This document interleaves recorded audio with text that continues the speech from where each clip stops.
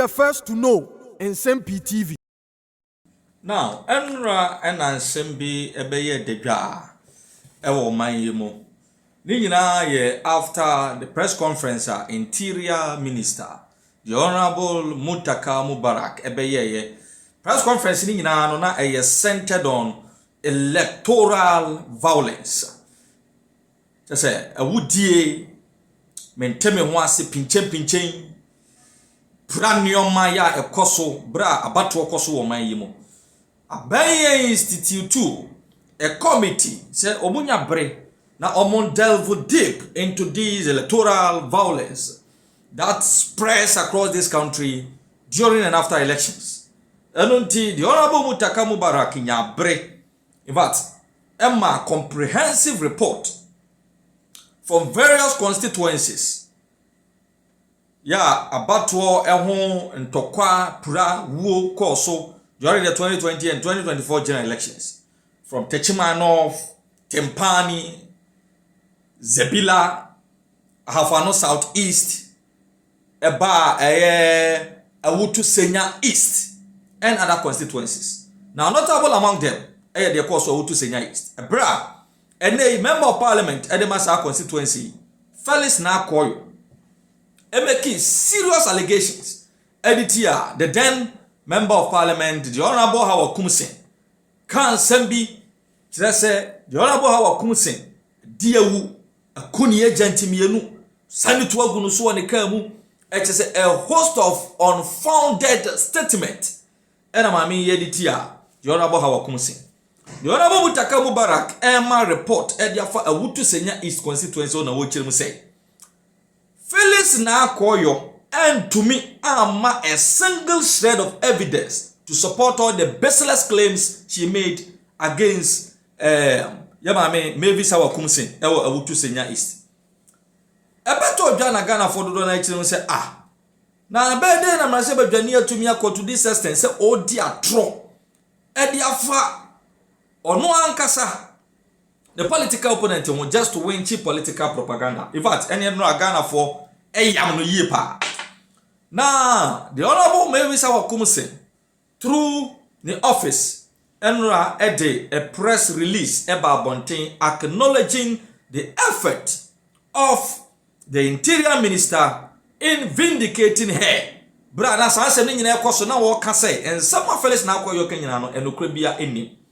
Now, at the tail end of the press release, a commenter, a free Ghana for nche. Over 2,000 of them. Menya bere hwemu e piki ye bi eye kaswa mabunwa na omoye actively involved in election violence so during the 2024 general elections. Na maburu ni bi kire mu awan.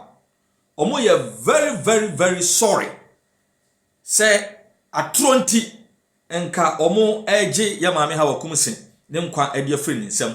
Okay, kan comment ni bia in fact esimani me ebi say sorry mommy, we were led by lies to cause mayhem in the constituency. Obi so say forgive us mommy Hawa Koomson, because of lies we nearly took your life. Ebi so say we regret ever engaging in this form of violence at the Awutu Senya East constituency. It is not our fault. We were lied to by the NDC parliamentary candidate to cause this mayhem and violence. Obi also say, because of lies, we nearly collected the life of an innocent Hawa Koomson. Just said the messages to us so on and on. Obi say, I am a true NDC grassroots from Awutu Senya East. Our MP lied, and that is why we moved to various polling stations to cause the commotion and mayhem. Forgive us, the Honorable Hawa Koomson. The Mekasa making kind of boy, baby, ya ni nyina ye Awutu Senya East, mabunu BNDC for a big cry politically affiliated, but because of Nsem-Pii na NDC parliamentary candidate candidate the Honorable Hawa Koomson wunti omutisi abonten ekodi etutu asema nei according to Interior Minister nipa ba akokra fa so ehwere ne nkwa the son of the Honorable Hawa Koomson was stabbed. You want to say Awutu Senya East because NDC parliamentary candidate edi atro edi afa de Honorable Hawa Koomson ejina sa atro ya so ena ablekuma north run nipa bi ya wagene say the Honorable Hawa Koomson kra yenkunu kra fafra tiasefo asase so and the videos are out there ohunu kwabrane tufa wiem de ni ti pim the former MP ayase na wada form na ye tietia no butu ni nyina is because of the fact say a parliamentary candidate then and a member of parliament because of cheap political power they are thrown without basis edigu the Honorable Hawa Koomson ehufin the now people have regretted say nyankopon wa amfa fie and bibi kase be to the Honorable Hawa Koomson because these people have acted based on complete fabrication of news that didn't stand the test of time because it lacked evidence. It was purely lies, fabricated stories, baseless accusations here and there. Now, no pay. The Honorable Mavis Hawa Koomson, any on my Hene Kwabransante granting interview, I do my first. Now, or didn't semu to draw to some army wa fum bankasa. Tibiabeko Nasa interview no mabo epidia chel. We are mebo NDC zongo for mabunu ya ewo ewutu senior east and someone needie omo kan dia kire omo member of parliament Phyllis na akoyo no mabo no so dia kire na afei enchechiremu kakra the movement team led by Kwaku Dawuro so transe omo chechire emu defense service mabo no so e di ato aso enti a power packed program and I'm the bro on Nsem-Pii TV so stay tuned na afei ti Fiti day one ababa one back so on your same tro because ya chair me say so the tro to Hawa Koomson so obenya akunya no and she succeeded because now me my imagine say me intro me minimum tro twa ya amfa tete me but obi a ye dey atete no obi a wotumi tena se e ka asam chat e tomata dey no the show no why pepepe just because 2020 me defended me who I say a man for be who say no question 2020 no na me defended me who Sadia we yana na all and na me defended me who and because I came out to speak the truth in each no and other target me ya they say me Thursday crampo before the election day now o ma ko Iron City ho na ko ka say me dey konfoni soldier for abegu a o mo ton printed ballot papers eko wie ye ne ye ntro eti ntro de wo twa bebre to me so na nyankopon de twitwa je me nyankopon amma kwan amma prosif anase bambo fanga say yankochi mani because they have dealt with me who send me amete omunyim me eti asem ba na o maka so ko say ah there be mani ye hu no and you ask me so my said you appointed Bema me do area bia me sense na gida bia and so say e ko ba ne sa na nkofo ehunu ya then you hear people I mean say ehunu a na ta me na sa se ni sie eti na opese otwa ogu mani maase na enti say ya na ebe kono wo ya manyo se mu na de bia na o kano kwano me kai bia ni wa efa ho e na o ka say black car no o mahini ne ya me be ye wo hu sa da no I didn't use black car. Car me use was white. Range Rover. Madam forbid you or the baran show. My family dey issue on a maintenance with you. Me name bodyguard in that na madam for the car.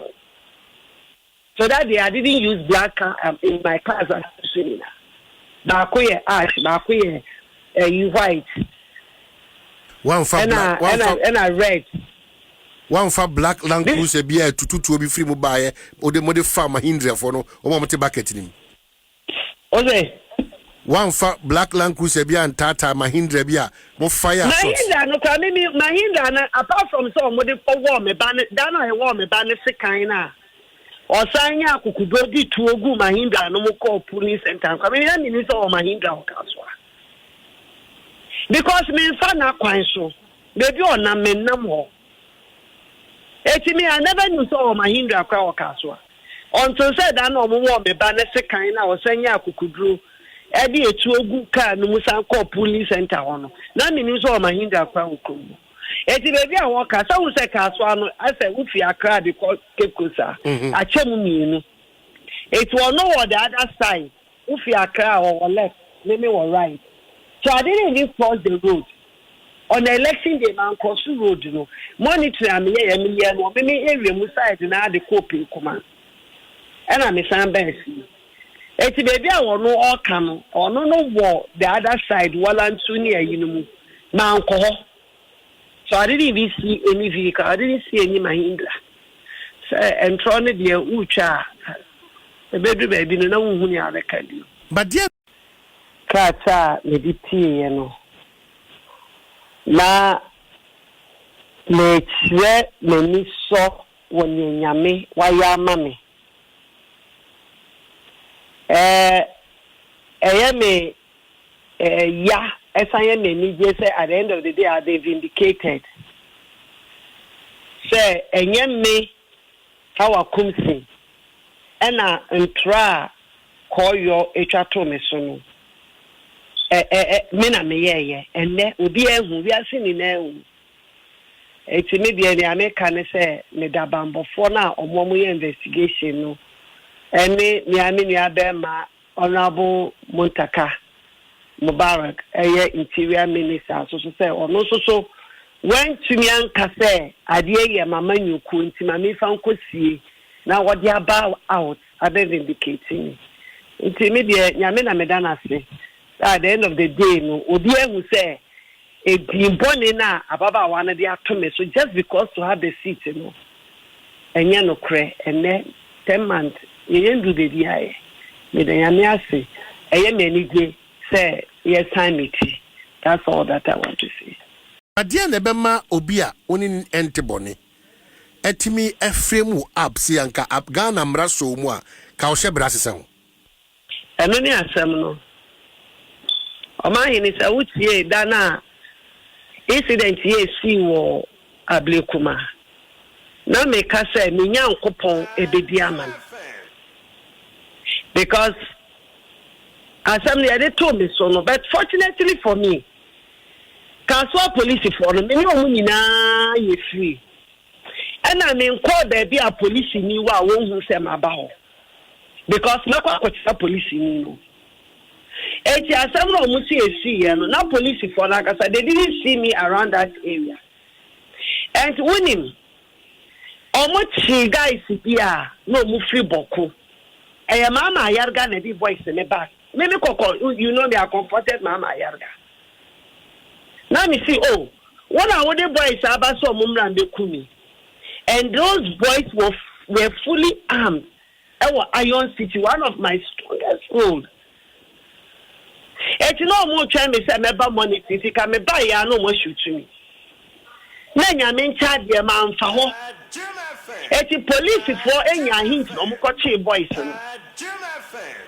Yet you almost Saturday, Tuesday, na ya jaw mo no on social media so no mo ye didi. Obi a wo hu omo ote house e bia betene omo kan na ase.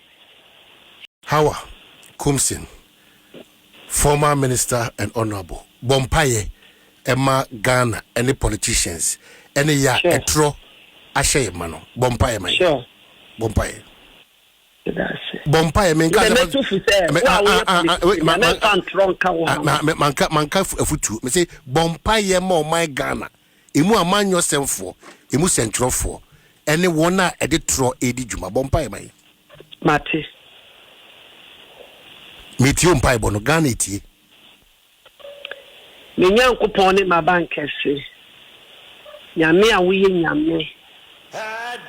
Dani na weni wo maso. Me da was say for vindication what the amame. Na me tina sa vindication so everade. Asra was say politicians media for and I say journalists for on my Ghana I am true any idea nyoma erade me pipe on say sakra wo mo erade fa akoma pa any adwempa ehye won nyina akiri mu and true politician and I say journalist bi ebecha betu obi edi ne be kon social mu erade peguma yen amen Eradi empa boni se magana emfa nentuma panhira. Eradi maya adwen sakra. Adwen sakra. So yes sakra ya adwen efi boni ne try un ehia. Yenim se Ghana ebefa nentuma panhira. Taswa Zongo Ward NDC executives na wo hey after the election ya say ya neglect Zongo Ward. Ade nso em say ye chade a wadwuma wa ye no na ye hwe na ade ma ho bibi. But upon ho a adwuma ya ye wo ha during election ye prapra ye nkofo ni bi. Ebinu ye chesu omu dituo nyina ye gina so ya ye. But opportunity bia e ba Zongo eba constituency mudi Zongo Ward ya neglect ye. Ya Zongo Ward executive and this executive ya neglect ye totally. Opportunities bia eba constituency mu Zongo Ward ye maye bi. Na abana ye call enu uhwe voter Zongo Ward e maye nu. A such ward bia. In fact, the vote difference near 5,000. But Zongo Ward alone pollute the difference 2,190. Ama ebrum buefu. Ye buefu ankasa. Omo sorry na omo ya bibi mfawo a. De bebe kire bia no ma omo bre mi Zongo Ward bia. In the school feeding by ya ma omo ni ebimu na ache na omo ye adwuma no. Obi wa owo yemu ye pai ni ti during election. Oyo ye nua ba ku ye di tuo di nechi. Me kasa me ye botuo 3 times e wo miti so. Nti sinka me wu a nka chese ma ye kwose wu. Se mo am bad down am be ye bibi. Ebia kaso am be ka se din ase dada. Ade a ye be ye no e be san ye dimboni. Sam je fini card ni so ata se hwe ni no mani ne go chiri mi dis sa crash na chi wo the office say o crash ejuma na aye manasi wanya bebiti tinu e be ya anka misu ye mpa bebi fa mi hye o se on to mi bua mi tell me ba on ni mu hwi ya wo ifidu otibe e papa anya una se ndisi baba ejuma no na osre mi ya mi ba de asre mi fie no ti wu ka mo se fie met me atra national security abakuro mu anu ya edin ya ese yente ya te akosho obi mu nsa enyo obi ada roman ka ye himi dan ka ho na the party aba me dan wati fi MC ni bodyguard a odi nechi on kan kire mi se wonye MPP ni akwala so carpet no bae 2016 2020 oka wo mu a mu ba odupanpe bebu ye bra na okasa after me torik oka wo mu a ye ma Hawa Koomson ma ko bu ye nua a wo torik ye bra peni no na Mame ba ko a Ghana ha. In fact, proud to 2020 crowd. Yes, send the power Ghana man yosemu. Eye mame e friend say Hawa Koomson. Na ninyi na say yes Hawa Koomson akotwituo e wo kaasoa. Na omo decide no etia mame no 2020 and after the 2020 elections. Emma, mame no be very unpopular. In fact, the vet na no dey could minister kra no na be issue kese pa. Eno ka ho bi ena mame no yakobo no Ablekumanov. Ma emema kintina wam etiatia na yase. Because ya branding ne say oyobia oye tuturafo. Na nyina no na rabia ye friend Phyllis na akoyo. Ena na odi se adwuma no na bra ye to abawie 2024 no Phyllis na akoyo a grant interview to Onua TV and some media houses say Hawa Koomson atutuo abonekam ametuo no aka enipa bi crowds asosi ye ko omo atuo na kunipa mienu anya sam ketwa awo kaso na potem. In fact, enipa ko atake Hawa Koomson e mo mo won ne basika kra me bua ne ba no wuye ana hotel ne ba no wuye ha ba no me kai se e ma ndisi fo no e ko atake Hawa Koomson e ma o won ne basika ne nyina ne se Phyllis na akoyo e se Hawa Koomson e sanitu egu ne so na endrai e na interior minister update on election violence and electoral violence from 2020-2024. Afeina interior minister no ebeka say na kwa yo say obia wanwo ha oba na enwu meda ase ana obeka say na kwa yo say Hawa Koomson antutuo amonika mu Hawa Koomson amopa ameya ntutuo amono Mahindra no kra no a yesi atutuo bo no na ono Hawa ono na kwa yo no na onte Mahindra nim eti entro ena omudifa Mavis Hawa Koomson ho ema omugu ne ho fi ema nam so ma nipa de Hawa Koomson aso momena ase ama ye kobon no etiatia na yase ewa Blikumanov na onim abrea muntaka ekenka report no se odu baabi tsetati my south a ofu se ne course ho no Nsem-Pii for na ye ya na waka se ai omo be prosecute nipa no omo madwane so no omo pe omo ache omo no matwe omo so ba odu na akoyo ho no eno de okan ne saa keketra se na akoyo aba be ka se enye no kure se ubia attack nipa mpo no a na akoyo claim se no mo tika ni mu no wo mo pe wo mo na mo abo akrobia se afeji onye interested ubia ni ho no mo beba na me expect say anka muntaka beka to so say because of that inti na akoyo ye kwa charge no na ya prosecute no and when me amenya lawyer ni na menya attorney general no minim say we you bet me a charge no for causing fear and panic you bet MPP near and can be charge for false publication, misinformation and disinformation.